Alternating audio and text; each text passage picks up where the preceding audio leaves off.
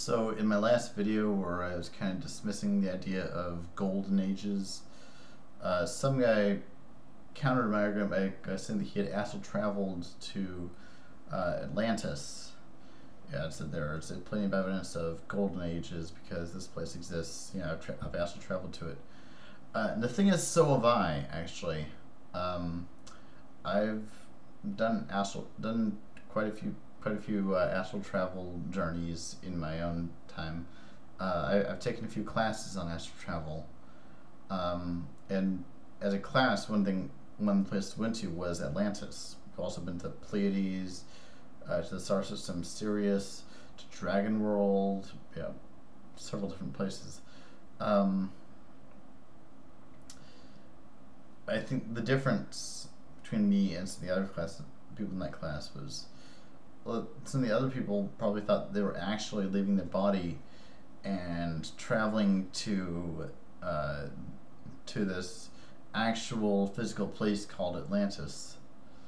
Whereas for me, I guess this is somewhat my take on it at the time, is definitely the way I experience it. I think of it now is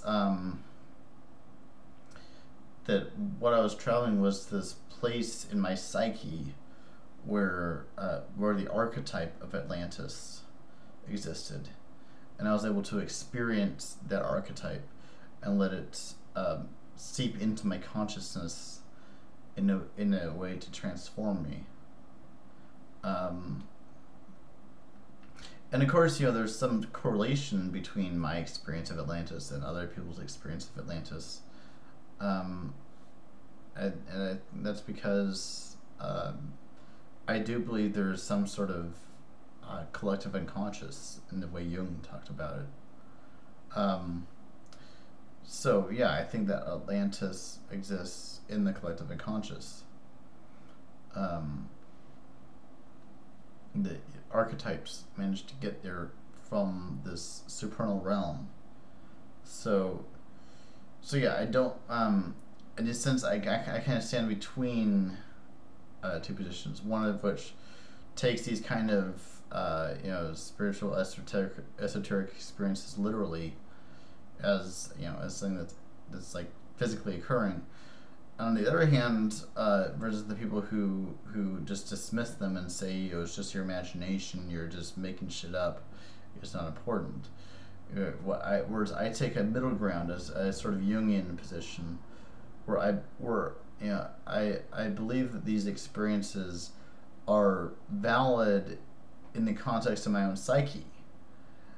I believe that by exploring my own psyche, I can realize things that can have importance for the real world.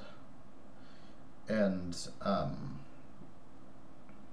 for me, if it means kind of playing along with a lot of stuff that strikes me as frankly new age bullshit, it's still worth it, because there's a lot of value that I get out of it. So yeah, I think Atlantis is real in the collective unconscious, and there may be some sort of material component to it. There may be some ruins under the Atlantic Ocean. I very much doubt that those ruins are anywhere near the kind of level of sophistication that either I experienced in my own astral travels, or that this dissident in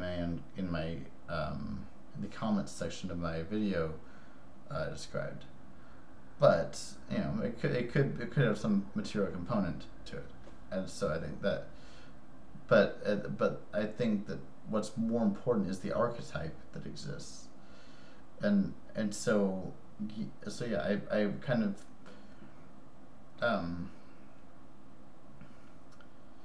in a sense, a lot of my approach is to explore the inner dimensions of my own consciousness, and accept the symbols that emerge as exactly that, as symbols, and let them work their magic on me and help transform my consciousness towards something greater. So I guess I'll leave it there for now. Peace.